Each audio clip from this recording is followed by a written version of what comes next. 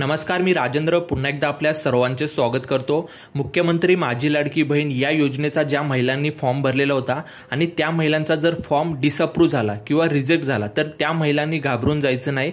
तुमचा जर form disapprove झाला किंवा रिजेक्ट झाला तर तुम्ही पुन्हा त्यामध्ये चेंजेस करू शकता, एडिट करू शकता आणि तो पुन्हा सबमिट करू शकता जेणेकरून तुमचा फॉर्म अप्रूव्ह होईल। आता ही प्रोसेस कशी करायची, तुम्हाला हे कसं करायचं हे आपण या व्हिडिओमध्ये पाहणार आहोत। जर तुम्ही चॅनलवरती नवीन असाल तर चॅनलला सबस्क्राइब करून ठेवा, असेच माहितीपूर्ण व्हिडिओ आपल्यापर्यंत पोहोचत राहतील।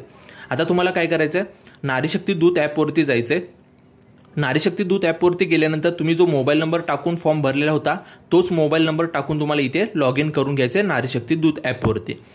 लॉग इन केल्यानंतर तुम्हाला इथे पाहू शकता केलेले अर्ज या ऑप्शनवरती क्लिक करा।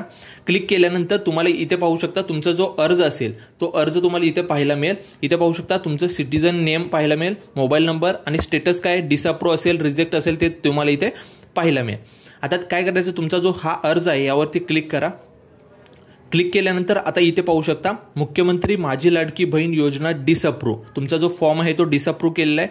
त्याच खाली तुमचा फॉर्म का डिसअप्रूव्ह केला आहे म्हणजे का रिजेक्ट केला आहे किंवा डिसअप्रूव्ह केला आहे इथे पाहू शकता this survey rejected, you can update details and reapply.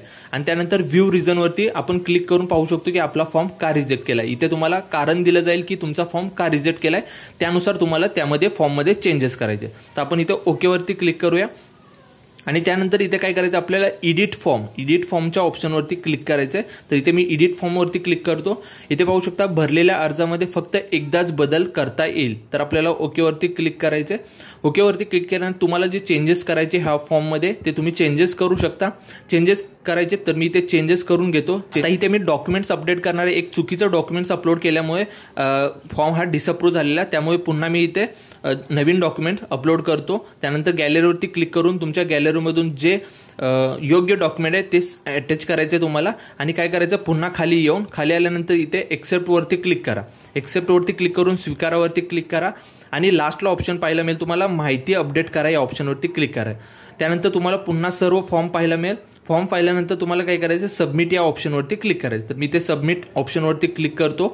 Submit ऑप्शनवरती click केल्यानंतर आता एक पाहू शकता 4 डिजिटचा OTP आहे तो मोबाईलवरती गेलेला आहे, तो OTP आपल्याला इथे टाकून घ्यायचा। तर इथे OTP आपण टाकून घेऊया। इथे आपण OTP टाकलेला आहे, त्यानंतर व्हेरीफाय OTP वरती क्लिक करा।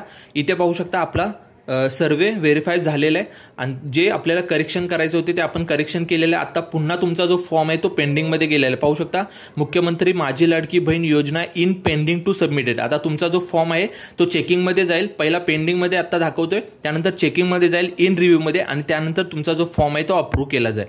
अशा प्रकारे जर तुमचा फॉर्म डिसअप्रूव्ह झाला किंवा रिजेक्ट झाला तर घाबरू नका, असे चेंजेस करा आणि पुन्हा सबमिट करा जेणेकरून तुमचा फॉर्म अप्रूव्ह होईल। व्हिडिओ आवडला, व्हिडिओला नक्की लाईक करा आणि चॅनलला सबस्क्राइब करायला विसरू नका। जय हिंद, जय महाराष्ट्र।